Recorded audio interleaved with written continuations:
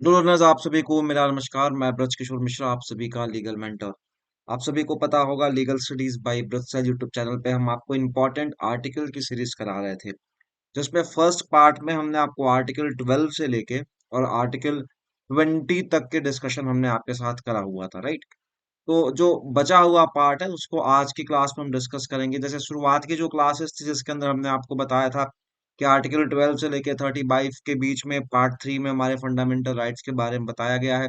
जो fundamental rights होते हैं they are enforceable in the higher courts. Higher courts का यहाँ से मतलब है कॉन्स्टिट्यूशनल कोर्ट, विच मीन्स हम सुप्रीम कोर्ट और हाई कोर्ट्स की बात कर रहे हैं। और जो आर्टिकल 32 है, ये हर उस अग्रीव्ड आदमी, अग्रीव्ड का मतलब जिसको लगता है कि उसके मौलिक अधिकार या फिर उसके लीगल राइट का वॉल्यूशन हुआ है, तो वो हाई कोर्ट और सुप्रीम कोर्ट आर्टिकल 32 और 226 में जा सकता है अपने राइट्स को इन्फोर्स कराने के लिए। अब आप राइट्स किसके अगेंस्ट में इन्फोर्स कराते हो? तो आप राइट इन्फोर्स कराते हो स्टेट के अगेंस्ट में, और स्टेट आर्टिकल 12 के अंदर डिफाइन है। ये हमने लास्ट क्लास के अंदर डिस्कस करा हुआ था।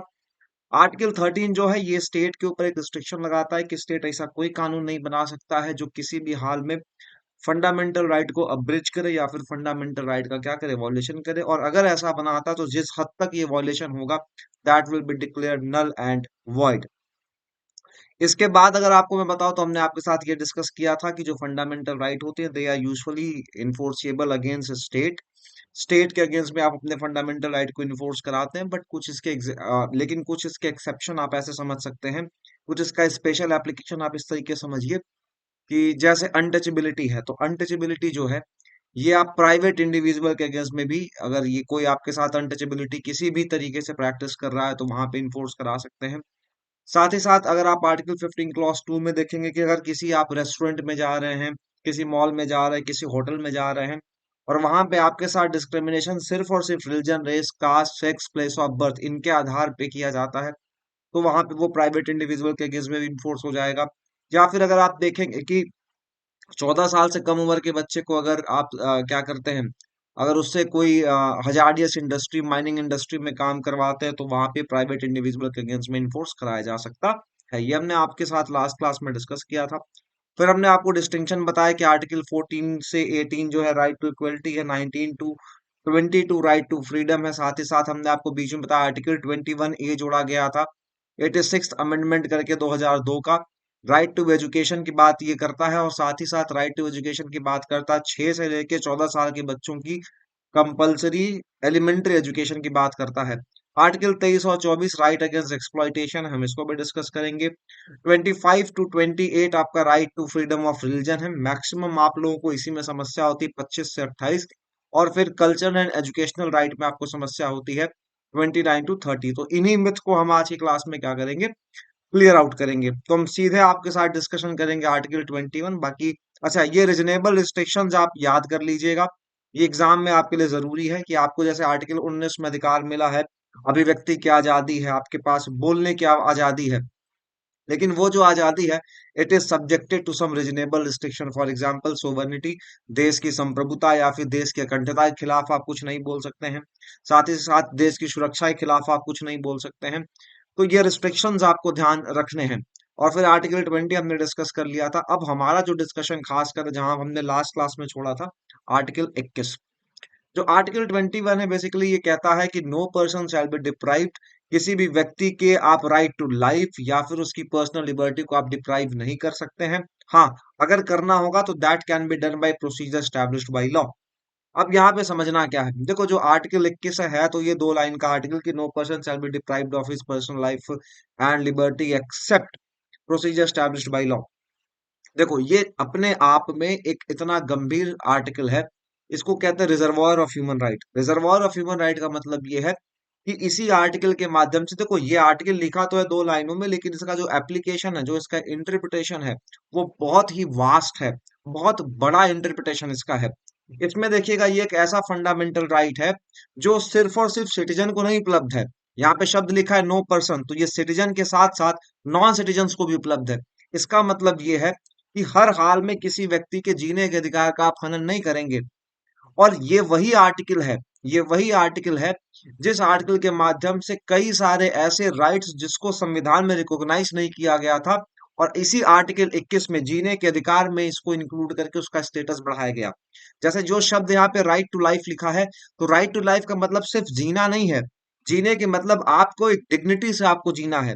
एक आपकी अपनी क्या होनी चाहिए, एक दृढ़ता होनी चाहिए, एक डिग्निफाइड लाइफ आपके पास जीने की बात करी जा रही है। राइट टू लाइफ में कहा था कि आपके पास बेसिक रिक्वायरमेंट होनी चाहिए। बेसिक रिक्वायरमेंट का मतलब साफ सुथरा वातावरण होना चाहिए, अच्छी मेडिसिन की मेडिकल फैसिलिटीज होनी चाहिए, स्वच्छ पानी पीने का होना चाहिए। साथ ही साथ राइट टू ट्रेडिशन, आप अपने कल्चर को प्रैक्टिस कर सकते हैं। ठीक है, तो अब यही जो आर्टिकल 21 है, जीने का अधिकार सिर्फ जीना नहीं होता। जीने के अधिकार का जो इंटरप्रिटेशन है ये अपने आप में बहुत वास्ट होता है, बहुत बड़ा होता है। और पर्सनल लिबर्टी का मतलब है, पर्सनल लिबर्टी का मतलब है कि हर व्यक्ति के पास, एवरीवन हैज अ राइट, हर व्यक्ति के पास अपने काम को करने का अधिकार है और फ्रीली करेगा, बिना किसी के दबाव करेगा। तो जो राइट टू लाइफ और पर्सनल लिबर्टी जिसकी हम बात आर्टिकल 21 में कर रहे हैं, इसमें कई चीजें ध्यान रखनी है। सबसे पहले ध्यान रखनी है कि डिग्निटी से सिर्फ जीने की बात नहीं करी जा रही है, एक डिग्निफाइड लाइफ जीने की बात करी जा रही है, जो इंक्लूड करेगा आपका बेसिक नेसेसिटीज। स्वच्छ वातावरण होगा, अच्छा वातावरण होगा, साथ ही साथ जो बेसिक मेडिकल फैसिलिटीज होंगी आपके पास वो उपलब्ध होनी चाहिए। साथ ही साथ प्राइवेसी, अब देखिएगा प्राइवेसी कहीं आपके पूरे फंडामेंटल राइट पढ़ेंगे, कहीं नहीं लिखा आपके पास प्राइवेसी या फिर निजता का अधिकार है, बट आर्टिकल 21 का इंटरप्रिटेशन करके ऐसे इसको भी इंक्लूड किया गया है। लाइवलीहुड, भाई हर व्यक्ति जिएगा तो जीने के लिए उसके पास पैसे होने चाहिए, वो कमाई करेगा, मेहनत करेगा। इसीलिए एम्प्लॉयमेंट हुआ। एम्प्लॉयमेंट एक्चुअली में फंडामेंटल राइट इस तरीके से आप नहीं कर सकते कि साहब मेरे पास नौकरी पाने का अधिकार है। नौकरी पाने का अधिकार मतलब स्टेट को कोशिश तो करनी है।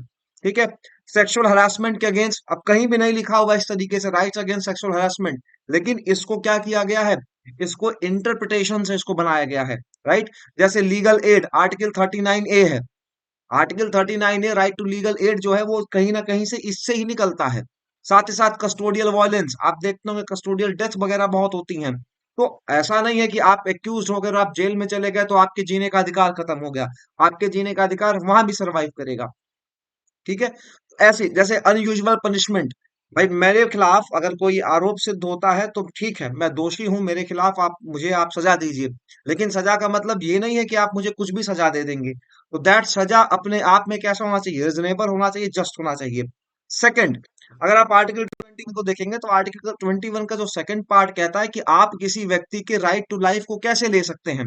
तो वहां पे लिखा गया है कि ये डिप्राइव किया जा सकता है by procedure established by law. अब मेरा आपसे यहाँ समझाने का मतलब है प्रोसीजर स्टैब्लिश्ड बाई लॉ, ये प्रोसीजर हवा हवाई नहीं होना चाहिए। उस प्रोसीजर का अपने आप में, उस प्रोसीजर जो ये प्रोसीजर की बात करी जा रही है, वह प्रोसीजर अपने आप में रिजनेबल होना चाहिए। वह प्रोसीजर अपने आप में रिजनेबल होना चाहिए, जस्ट होना चाहिए, फेयर होना चाहिए। जैसे एक बहुत सिंपल सा मैं आपको एग्जांपल दूंगा और एग्जांपल से आप समझ जाएंगे। जैसे मान लीजिए कि एक व्यक्ति है, उसके ऊपर आरोप लगा है कि उस व्यक्ति ने मिस एप्रोप्रिएशन ऑफ फंड है। उसने मिस एप्रोप्रिएशन ऑफ फंड किया है। उसने पैसे का, एक कोई मान लीजिए बैंक का कर्मचारी है जिसके ऊपर आरोप लगा है कि इस व्यक्ति ने बैंक के फंड को इधर उधर किया है। तो क्या सिर्फ आरोप लगने से ही उसको नौकरी से बाहर निकाल देंगे? ये बात सत्य है कि अगर आप मिस अप्रोप्रिएशन ऑफ फंड करेंगे तो आपको नौकरी से निकाल दिया जाएगा। लेकिन क्या नौकरी से तुरंत निकाल देंगे? आप सबसे पहले क्या करेंगे, आप उसको एक नोटिस देंगे, उस नोटिस का वो रिप्लाई करेगा। रिप्लाई करने के बाद आप एक इंक्वायरी कमेटी बैठाएंगे। वह इंक्वायरी कमेटी अपनी फाइंडिंग देगी, और इंक्वायरी कमेटी फाइंडिंग भी कैसे देगी, उसके पक्ष को सुनेगी, सामने वाले को पक्ष को सुनेगी, बैंक के पक्ष को सुनेगी। फिर वो उसके फाइंडिंग्स का क्या करेगी, अपनी फाइंडिंग देगी। अब वह जो फाइंडिंग होगा, उस फाइंडिंग के खिलाफ सामने वाला अपील भी कर सकता है, और जब सब राइट्स वो एग्जॉस्ट कर लेगा फिर इसको हटाया जाएगा। इसी तरीके से अगर आप देखेंगे, जैसे हमारे संविधान के अंदर जजेस इंक्वायरी एक्ट में रिमूवल ऑफ जजेस की बात करी गई है, कि अगर आपको पता है कि आर्टिकल 124 क्लॉज 4 में बताया गया है कि रिमूवल कैसे हो सकता है, प्रूवन मिसबिहेवियर और इनकैपेसिटी। अब वहां पे समझिएगा, जो प्रूवन मिसबिहेवियर उसके लिए पूरा एक प्रोसीजर बताया गया है कि ये प्रोसीजर फॉलो होगा। अगर ये सारी सिचुएशन जो होंगी फुलफिल कर ली जाएंगी, और अगर जो कमिटी है, कमिटी जांच करती है, जांच करने के बाद लगता है जी हाँ इनकैपेसिटी थी या मिसबिहेवियर था, तो ही उनको क्या किया जाएगा, तो ही उनको उनको पद से रिमूव किया जाता है। और इसके करस्पॉन्डिंग आपको जो सबसे फेमस केस ध्यान रखना है, वो है Manika Gandhi versus union of India. Manika Gandhi versus union of India. ठीक है, यूनियन ऑफ इंडिया, ये 1978 का केस है। और इस केस में क्या हुआ था, इनको बिना अपॉर्चुनिटी दिए हुए, बिना अवसर दिए हुए इनके पासपोर्ट को जब्त कर लिया गया था। तो जब इनके पासपोर्ट को जब्त कर लिया गया तो इन्होंने बोला कि साहब, राइट टू ट्रैवल मेरे फंडामेंटल राइट का, मेरे मेरे फंडामेंटल राइट है, और आर्टिकल 21 का वॉयलेशन हुआ है। और कोर्ट ने इसी केस के बाद एक जो प्रोसीजर स्टैब्लिश बाय लॉ है, इसके साथ इंटरप्रिटेशन कोर्ट ने लाया, due procedure of law. Due procedure of law का मतलब है कि ठीक है, प्रोसीजर स्टैब्लिश्ड बाय लॉ से आप किसी व्यक्ति के राइट टू लाइफ और पर्सनल लिबर्टी को क्या कर सकते हैं, डिप्राइव कर सकते हैं। बट वह प्रोसीजर अपने आप में क्या होना चाहिए, रिजनेबल होना चाहिए, जस्ट होना चाहिए, फेयर होना चाहिए। और ड्यू प्रोसेस ऑफ लॉ में ही आपको ध्यान रखना है principal of natural justice. Natural justice का मतलब है कि दोनों पार्टीज को सुनना है, और बिना सुने हुए आप कोई जजमेंट नहीं पास करेंगे, कोई ऑर्डर नहीं पास करेंगे। ठीक है, तो प्रिंसिपल ऑफ नेचुरल जस्टिस एक ऐसा सिद्धांत है जो कहीं ना कहीं आर्टिकल 21 से ही निकला हुआ है। तो आर्टिकल 21 से आपको दो चीजें ध्यान रखनी, right to life and personal liberty, पहला चीज। दूसरा पार्ट है कि वो आप राइट टू लाइफ को कैसे डिप्राइव करेंगे। तो डिप्राइव करने के लिए प्रोसीजर स्टैब्लिश्ड बाय लॉ, लेकिन वह प्रोसीजर अपने आप पे कह रहा हूं कैसा होना चाहिए, that procedure needs to be fair, just और reasonable. Principle of natural justice, Maneka Gandhi case 1978। अब रही बात केस की, तो एक सीरीज में लाऊंगा केसेस की, तो वहां पे हम इसको इन डिटेल में डिस्कस कर लेंगे। यहां के लिए आप इतनी बात समझिएगा। अब आर्टिकल 21A क्या है, देखो आर्टिकल 21 जो है ये 86 अमेंडमेंट एक्ट 2002 से लाया गया था। तो मैं थोड़ा सा हाइलाइटर लगा लेता हूँ, फिर आपको बताऊंगा। 86 अमेंडमेंट एक्ट 2002 से लाया गया था। और आर्टिकल 21A जिसको कहते हैं राइट टू एजुकेशन, इसमें लिखा गया द स्टेट, ये स्टेट आर्टिकल 12 वाला है। स्टेट की जिम्मेवारी है, शब्द यूज किया गया shall, the state shall provide, state क्या करेगी, फ्री और कंपलसरी एजुकेशन प्रोवाइड करेगी सारे बच्चों को जिनकी एज 6 से 14 साल की है। ये आपको ध्यान रखना है, 6 से 14 साल की, ये बात। और 2002 के पहले, 2002 के पहले अगर आप देखेंगे तो ये जो बच्चों को एलिमेंट्री एजुकेशन की बात करी जाती थी, ये डीपीएसपी का पार्ट था। अब परेशानी क्या थी कि जो डीपीएसपी, ये कोर्ट ऑफ लॉ में इन्फोर्सिएबल नहीं था। कोर्ट ऑफ लॉ में इन्फोर्सिएबल नहीं था, और 92 से 1992 से लेकर 1993 में देखेंगे सुप्रीम कोर्ट ने बार बार बोला था कि जीने के अधिकार में शिक्षा का भी अधिकार आता है। कोर्ट ने बोला कि अगर आप शिक्षा ही नहीं देंगे तो आदमी अपनी एक डिग्निफाइड लाइफ कैसे जिएगा। और उसी का तो आर्टिकल जो 21A है, जो राइट टू एजुकेशन है, ये कहीं ना कहीं आर्टिकल 21 से ही निकल के आया हुआ है। तो आर्टिकल 21A कहता है कि right to elementary education, right to elementary education. और ये 86 अमेंडमेंट एक्ट ऑफ 2002 से लाया गया था 6 से 14 साल के बच्चों के लिए। क्लियर। उसके बाद है सर आर्टिकल 22। जो आर्टिकल 22 है, ये आपको अरेस्ट से प्रोटेक्शन प्रोवाइड करता है। ये गाइडलाइन बताता है कि अरेस्ट, देखिए दो चीज होती है, एक है पावर टू अरेस्ट, कि मेरे पास अरेस्ट करने का पावर है। सेकंड, कि उस पावर का आप एक्सरसाइज कैसे करते हैं। अगर आप, जब आप अपने लॉ स्कूल में चले जाएंगे तो अरेस्ट अपने आप एक बहुत डिटेल टॉपिक है, मैं उस पर नहीं जाऊंगा, लेकिन आपके लिए मैं बताता हूँ सीयूईटी के लिए कि आर्टिकल 22 के कौन कौन सी चीजें आपको ध्यान रखनी है। सबसे पहला बात आर्टिकल 22 में कहता है, no person who is arrested shall be detain in custody without being informed. तो सबसे पहला राइट क्या है, आपको बताया जाएगा ग्राउंड ऑफ अरेस्ट। अगर आपको अरेस्ट किया जाएगा तो सबसे पहली चीज आपको ग्राउंड ऑफ अरेस्ट बताया जाएगा कि आपको क्यों अरेस्ट किया गया है, पॉइंट नंबर एक।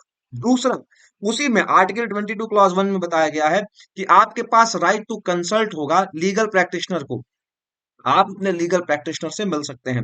और इसी में देखिए आर्टिकल 21 का वॉल्यूशन कैसे होगा, अगर आपको ग्राउंड ऑफ अरेस्ट नहीं बताया गया तो आपके आर्टिकल 21 का भी वॉल्यूशन हो गया, 22 का भी वॉल्यूशन हो गया। पुलिस आती सिर्फ आपको गिरफ्तार करती, बोली नहीं बताएंगे, तो ये आपके आर्टिकल 21 का भी वॉल्यूशन हो गया। क्यों? क्योंकि प्रोसीजर स्टैब्लिश बाय लॉ से आपको आपकी जो राइट टू लाइफ है उसको डिप्राइव किया जा रहा है। ठीक है, प्रोसीजर है कि गिरफ्तार कर लो, लेकिन गिरफ्तारी भी तो रीजनेबल होनी चाहिए ना। तो पुलिस आपको ग्राउंड्स बताएगी, और ये बताएगी कि you have the right to consult a legal practitioner. Point number 2 अब समझिएगा। पॉइंट नंबर 2 है कि 24 घंटे से ज्यादा आपको डिटेन नहीं किया जाएगा। कहने का मतलब है कि अगर आपको अरेस्ट किया गया है, कस्टडी में लिया गया है, तो 24 घंटे के अंदर नियरेस्ट मैजिस्ट्रेट के पास आपको पेश करना है, जिसके अंदर ट्रेवलिंग टाइम काउंट नहीं होगा, जिसके अंदर ट्रेवलिंग टाइम काउंट नहीं होगा। और अगर 24 घंटे से ज्यादा रखना है, फॉर एग्जाम्पल अगर 24 घंटे से ज्यादा रखना है, तो आपको मैजिस्ट्रेट से क्या लेनी पड़ेगी, परमिशन लेनी पड़ेगी। तो समझना क्या है कि 24 घंटे के अंदर अंदर आपको मैजिस्ट्रेट के सामने पेश करना है। जैसे अभी गिरफ्तार करते हैं, मान लीजिए शाम को 6 बजे गिरफ्तार करते हैं, तो कल शाम के 6 बजे के पहले पहले नियरेस्ट मैजिस्ट्रेट के पास पेश करना है, जिसमें ट्रेवलिंग पीरियड काउंट नहीं होता है। अगर 24 घंटे के बाद भी डिटेंशन आपको चाहिए तो you need a permission for the magistrate, right, जिसको आप रिमांड वगैरह बोलते हैं। अब समझिएगा, जो आर्टिकल 22 है उसका एक एक्सेप्शन है। आर्टिकल 22 किन दो लोगों को नहीं उपलब्ध है, ये समझिएगा। आर्टिकल 22 दो लोगों को नहीं उपलब्ध है, किनको? पहला, कि जो एनिमी एलियन है। एनिमी एलियन का मतलब है कि ऐसे देश का है जिससे हमारे टर्म्स अच्छे नहीं है, ठीक है, या फिर किसी दुश्मन, जो एनिमी कंट्री का है। एनिमी कंट्री का कोई अगर मान लीजिए पर्सन है, for the timing is a enemy person, मतलब किसी ऐसे देश का जिससे हम वॉर पे हैं, ठीक है, जो हमारा एनिमी है, तो अगर वह व्यक्ति है तो उसको आर्टिकल 22 की प्रोटेक्शन नहीं मिलेगी। पॉइंट नंबर 2 आपको ध्यान रखना है, किसी व्यक्ति को अगर अरेस्ट किया गया है, डिटेन किया गया प्रिवेंटिव डिटेंशन लॉ में। प्रिवेंटिव डिटेंशन लॉ का मतलब है ये डिटेंशन प्रिवेंटिव नेचर का। प्रिवेंटिव आपको इसलिए पकड़ के रखा गया है ताकि अगर आप बाहर रहेंगे तो आप समाज के लिए खतरा है, इसलिए आपको डिटेन करके रखा गया है। तो आर्टिकल 22 की प्रोटेक्शन आपको यहाँ नहीं मिलेगी। आपने अक्सर देखा होगा कि जैसे कहीं दंगा होता है तो उस इलाके में जो सबसे ऐसा हिस्ट्री सीटर टाइप का आदमी होता है, जो भाषण दे सकता है, जो अफवाहें फैला सकता है, उसको डिटेन करते हैं, हाउस अरेस्ट होता है। तो वो ये नहीं कह सकता कि मुझे आर्टिकल 22 की प्रोटेक्शन मिलेगी। प्रिवेंटिव डिटेंशन लॉ कहता है कि अगर आपके बाहर रहने से, अगर आपको अरेस्ट नहीं करोगे, तो जो समाज है, समाज में आप समाज का जो आपका स्थिति है उसको अगर आप डिस्टर्ब करोगे, तो प्रिवेंटिव डिटेंशन लॉ में आपको अरेस्ट किया जाएगा। और उस पे आर्टिकल 22 की जो आपके साथ शर्त है कि आपको ग्राउंड ऑफ अरेस्ट बताना है, मैजिस्ट्रेट के पास 24 घंटे में पेश करना है, ये सारे अधिकार आप पे नहीं लगेंगे। ये बात आपको ध्यान। तो ये जो मैंने आपको बताया, एनिमी एलियन और प्रिवेंटिव डिटेंशन लॉ में अगर आपकी अरेस्ट करी जाती है तो आप आर्टिकल 22 की प्रोटेक्शन नहीं ले पाएंगे। क्लियर है? ये चीजें आपको ध्यान रखना है। रीजनिंग देखो होता क्या है। प्रिवेंटिव डिटेंशन लॉ क्या होता है? प्रिवेंटिव डिटेंशन लॉ सस्पिशन पे होता है, कि सस्पिशन का मतलब ऐसा नहीं कि आपको गिल्टी घोषित कर दिया गया है। बेसिकली होता क्या है कि अगर आप रिलीज रहेंगे, अगर आप समाज में रहेंगे, इट विल बी डेट्रीमेंटल। समाज के लिए आप समाज के लिए और गंभीर स्थिति पैदा कर सकते हैं, आप और भी अपराध कर सकते हैं। और सबसे बड़ी बात, एडवर्स इफेक्ट जा सकता है, तो इसलिए आपको क्या करते हैं? डिटेन करते हैं। हालांकि प्रिवेंशन, ये जो प्रिवेंटिव डिटेंशन लॉ, इसका मिसयूज भी बहुत हुआ है। और जो सबसे बड़ा एग्जाम्पल है maintenance of internal security act of 1971, जो इमरजेंसी के समय लाया गया था, राइट। तो ये भी आप ध्यान रखिएगा। अब आर्टिकल 23 और 24, आर्टिकल, अब राइट टू फ्रीडम कंप्लीट हुआ हमारा। 19 से लेके, हमने आपके साथ पूरा डिस्कस किया 19 से लेके आर्टिकल 22 तक।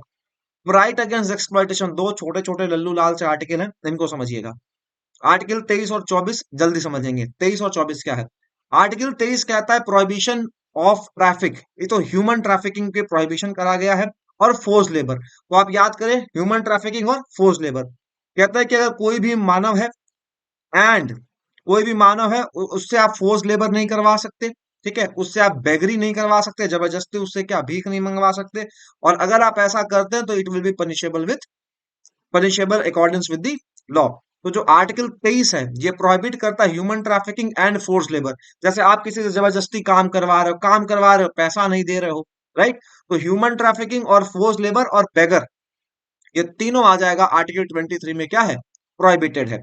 आर्टिकल 24 कहता है कि आप किसी भी बच्चे को, ऐसा बच्चा जो 14 साल से कम उम्र का है, आप उसको किसी भी ऐसी फैक्ट्री, किसी भी माइन, या फिर किसी और हजार्डियस एम्प्लॉयमेंट में नहीं लगा सकते। No child. तो ये जो आर्टिकल 24 ही कहता है, 14 साल से कम उम्र के बच्चे को आप किसी भी फैक्ट्री, माइन या हजार्डियस एम्प्लॉयमेंट में इंगेज नहीं कर सकते हो। तो 23 और 24 आपको ध्यान रखना है। तो आर्टिकल 23 बात करता है ह्यूमन ट्रैफिकिंग, बेगर और force labour, these all are prohibited. और अगर आप प्रैक्टिस करते हैं तो आपको लॉ के अकॉर्डिंग क्या किया जाएगा? पनिश किया जाएगा। और 24 में बोला गया है चाइल्ड लेबर। चाइल्ड लेबर का मतलब कि 14 साल से कम उम्र बच्चे को आप किसी भी हजार्डियस फैक्ट्री, माइन या फिर किसी और एम्प्लॉयमेंट में एंगेज नहीं करोगे। अब समझिएगा, एक आपके सामने छोटा सा चार्ट आपको दिखाई दे रहा होगा कि कौन सा एक्ट कब ट्रैफिकिंग बनेगा। जैसे आप किसी व्यक्ति को रिक्रूट करते हो, ठीक है, रिक्रूट कैसे करते हो? उसको थ्रेट देके, कोerशन, उसके ऊपर दबाव बना के, एब्डक्शन करके, साथ ही साथ फ्रॉड करके, डिसेप्शन, कुछ और बता के, या फिर उस व्यक्ति का ट्रांसफर करते हो, उस व्यक्ति को ट्रांसपोर्ट करते हो, हार्बरिंग करते हो, बाहर से कहीं से रिसीव करते हो, रिसिप्ट करते हो। और किस साधनों से, इन साधनों में पेमेंट देके, बेनिफिट्स देके, पावर का मिसयूज करके। और ऐसा आप क्यों कर रहे, what is the purpose? Exploitation करना है, सेक्सुअल एक्सप्लॉयटेशन करना है, फोर्स लेबर करवाना है, गुलामी करवानी है, रिमूवल ऑफ ऑर्गन, शरीर के अंग बेचने हैं, या फिर कोई और एक्सप्लॉयटेशन करते हो, तब वो ट्रैफिकिंग कहलाएगा। तो ट्रैफिकिंग के लिए आपको तीन चीज है कि कौन सा एक्ट है। तो एक्ट में रिक्रूटमेंट आ सकता है, आप किसी को रिक्रूट कर रहे हो, आप ट्रांसपोर्ट कर रहे हो, ट्रांसफर कर रहे हो, हार्बर कर रहे हो, या रिसीव कर रहे हो। किस तरीके से?